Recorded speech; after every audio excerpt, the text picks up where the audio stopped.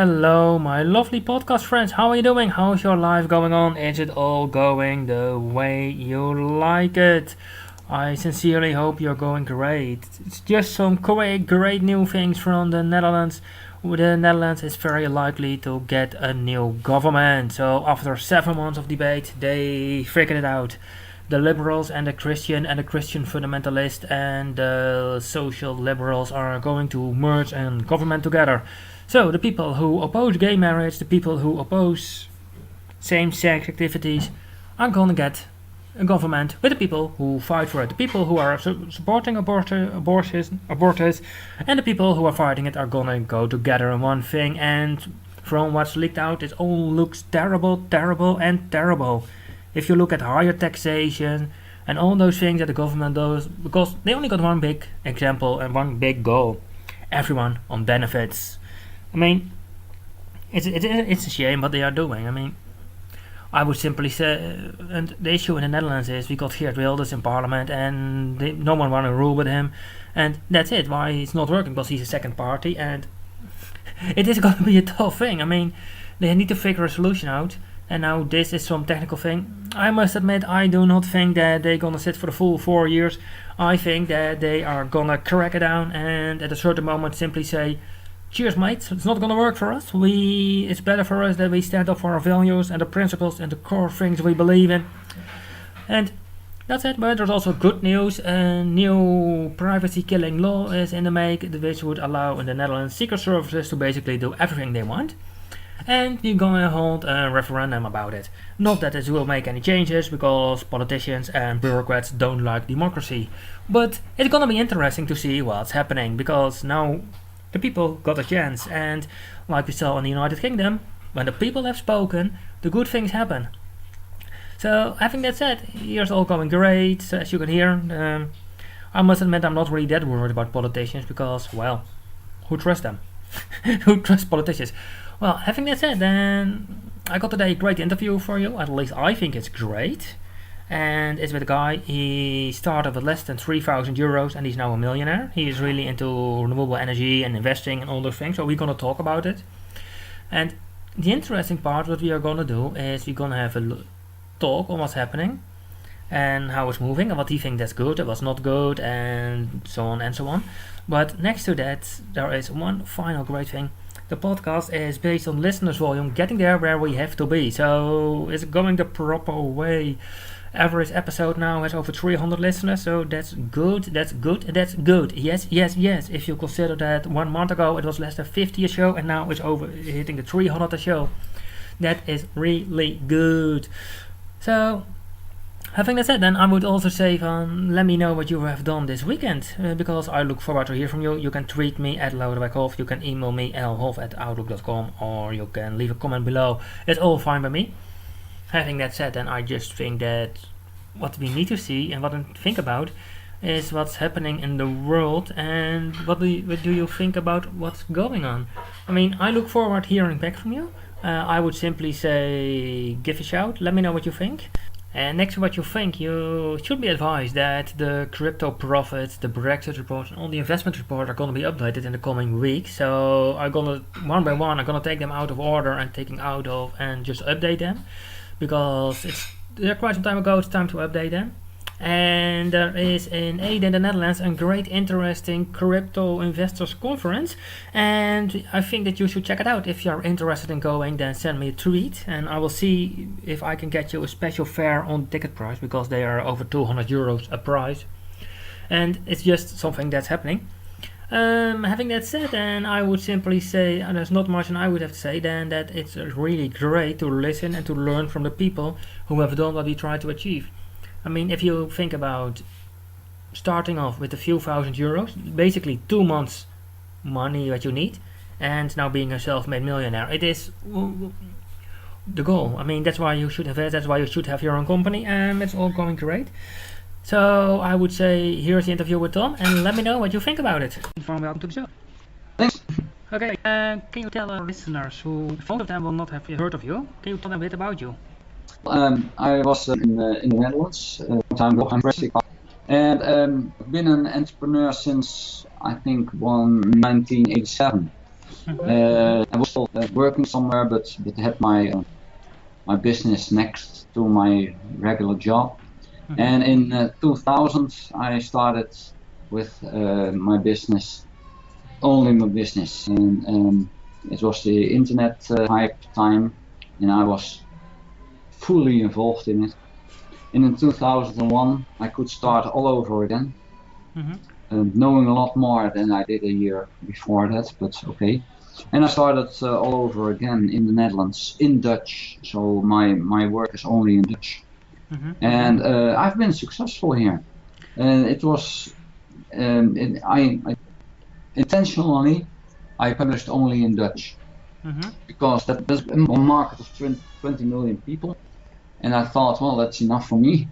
And I don't have much competition from the English market. If I go to English, then there's a lot of competition. But in Dutch, well, if you're born in Holland and you live here, you prefer Dutch. So I thought, well, 20 million is a good market for me. Okay, so what were the biggest mistakes you made during the internet hype? Well, the biggest mistake was the fact that I started a business with someone else, and he had a business model that was a bit like how the Apple. How is that Apple guy called? Steve Jobs. Yeah, well, I just forgot his name. Yeah, and that's a sort of marketing. You just pretend, and that goes well if you can back it up with substantial gains. But we couldn't, and he was pretending a lot and nothing else. So our business didn't went broke, but it went down, and I stopped. I lost my fortune in my business, but I'm so glad I stopped. A year later, they went broke, but that was a big mistake. You have to trust the one you work with completely, not a bit, no, completely. And I made a mistake trusting him. And there were some signs. I was driving an old car, very old car, and because I want all my money in the company. And the first thing he did when he got the money was buying a big Mercedes, and that was important for him. And I know that it looks good if you go to a customer and you come in a big Mercedes. Well, I'm very successful, but on the other hand, if you're a startup, that customer can think, well, that's my money you're driving with, and it's not in the company. So that was something that gave away that we're not on the same level. That was my biggest mistake. I had to start all over again, but I learned a lot, and it helped me to get where I am now. Okay, so on that Mercedes, is it not so that if you are running a startup that basically you have to think 25 times before you're even going to spend one penny? I would say.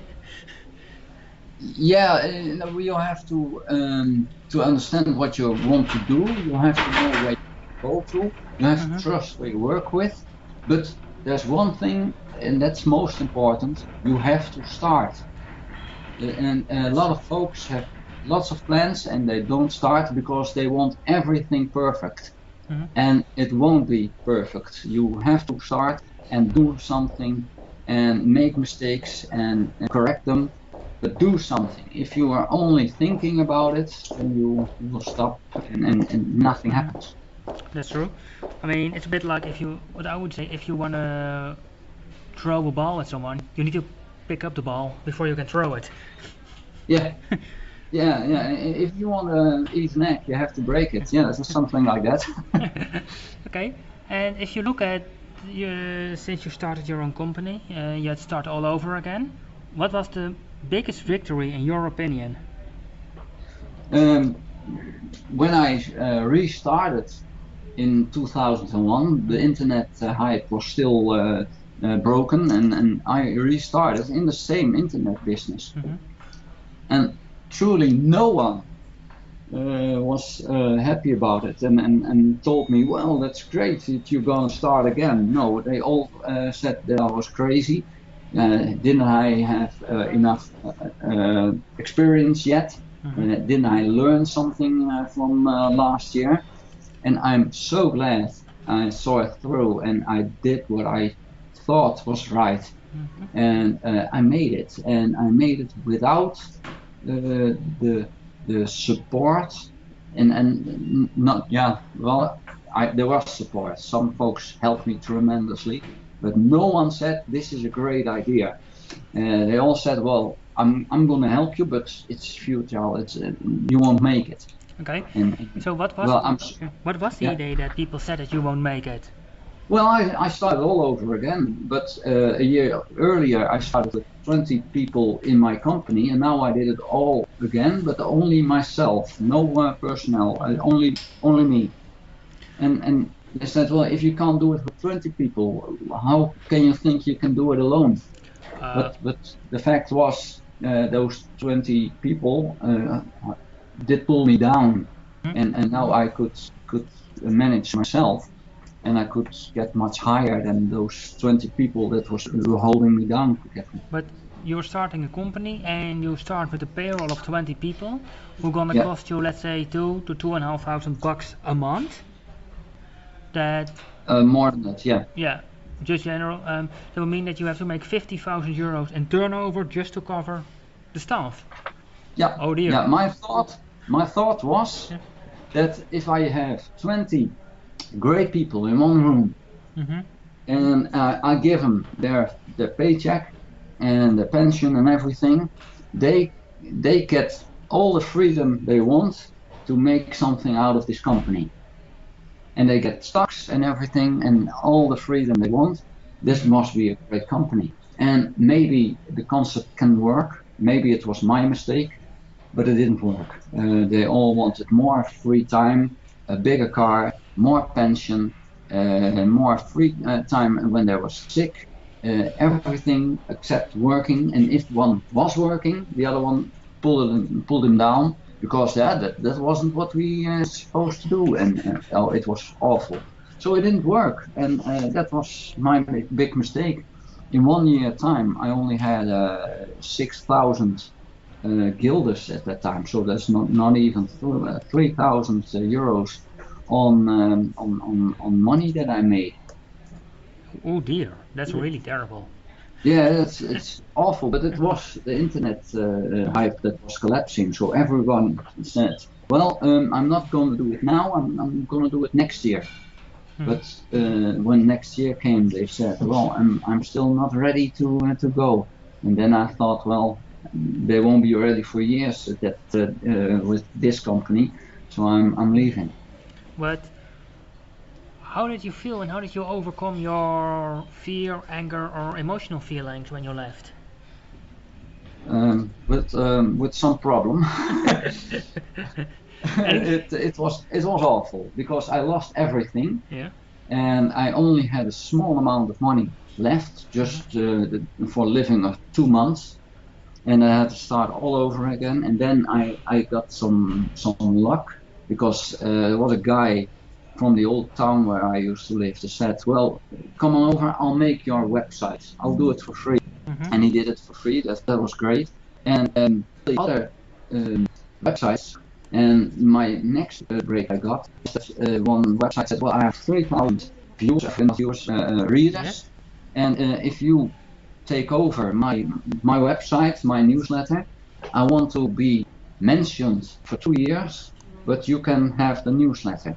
So I had a head start. I lost all my customers in the old company, and then I got a head start with 3,000 new people that I could write to, and that I could approach, and that was great, and my luck. Okay, and your newsletter, how many subscribers are you now at?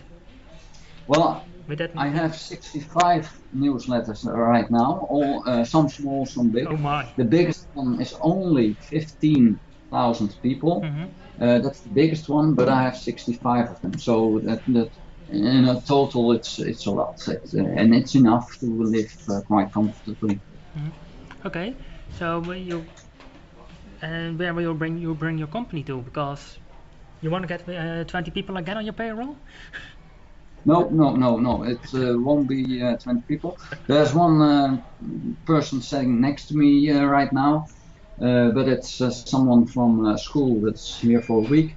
But I do it all myself, and if I need something, I'll buy it externally, and then it's a small project. And after the project, I'll give money and thank you, bye bye. Okay.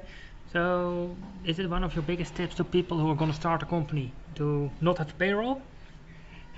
Yeah, if you want to go broke, you start with personnel, do it yourself, and try to get people to do small projects. Then you are in control. If one project isn't working like you thought it would, then you just stop it and go to another one. If you have personnel and the guy or girl isn't doing what's supposed to do, or isn't as good as you thought he was, you're stuck with it, with him or her. So do it yourself or make an external project. It's far better than having the personnel. But if you want to go very big, you have to have personnel. It's impossible to be a multi-million company and do it all by yourself. That's impossible. Then you have to have people that run the company and with you. And so my goal is not to be a multi-million company. I'm happy where I am now. And for the listeners, could you describe in general where you are right now? Yeah, that's. I have my company at my home. I have an old farmhouse, and next to it a new. Sorry. Look at you. Look. Yeah. I'm not. It's great. And I made the grasslands. I made it a garden, and next to the house I made an office, and there I work and I can give presentations. And let's say I can live comfortably with the money I make, but I don't have the drive to become multi-millionaire. I'm a millionaire. I'm happy with it. So you went from broke to millionaire. To millionaire in 10 years. Yeah, that's I would go for it. Yeah, well, I don't need multi-millions. Who's holding you down? Just do it. Well, at the moment, too many things, and winning them all. So that's a good thing. Now, so that's what were you were described as one of the best internet marketeers and affiliate marketeers in the Netherlands. How did you get there, and what is your tip on people who want to do something with affiliate marketing, from which I know that quite some listeners to the show want to do it? Yeah, well, the most important thing I think is write about things you like, and then don't try to sell everything and every day. So you write about things you like, then your body and soul is in it, and people read it and like it. They like you, and then they will. If you say, well, this is a good product, they will believe you because they believe you. It's nice to read, nice to hear, and they know you're a real person and that cares about the listeners or readers. If you just want to try to sell something, they won't do it. They will not give you satisfaction that of the sale, because you don't earn it. And I have 65 newsletters, and 63 of them are free. So it's almost everything I give away for free. And sometimes I sell something, and then you have to pay for it, and sometimes it's a big price to pay. On the other hand, I'm not not asking that much of money, but some products you have to pay. But most of the things I do are for free because I just like it and I like to give them away. And so do something you like. That's the most important thing. I don't have to go to work. I just want to go to work, and my work is next to my house, but I want to do it. I would not be able to sit on my chair and just do nothing. I want to do the things I do right now. This is what I like. So what's better than being able to do what you want to do the whole day and earn your money with it? That sounds lovely. And it is. Do you have a final comment for people who want to get ahead?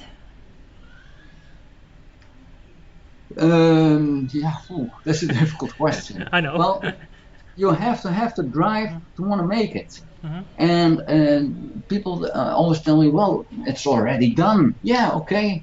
Of course, everything is done already. You have to be a hell of a guy to do something someone and not another person never done before. So everything is done before. Just do it better. Just do it like you do. Yeah, I write a newsletter each day about the news. Well, you can read the news everywhere. But it's the biggest newsletter. It has 15,500 readers, but it's the biggest newsletter that I have. And it's not big. There's newsletters in America that have millions of readers. Well, fine for them. But my newsletter is read very carefully, and I see the news, I approach it, and then I'll give my view on that news, because it's almost never the things you think it is. There's always a catch. Follow the money. Why is this happening? And that makes my newsletter readable and popular with 15,500 people. Well, that sounds good. Then I would say thanks for the interview. En als jij het goed vindt, gaan we door naar het volgende onderwerp. Ja. Ik kopieer jouw introductie.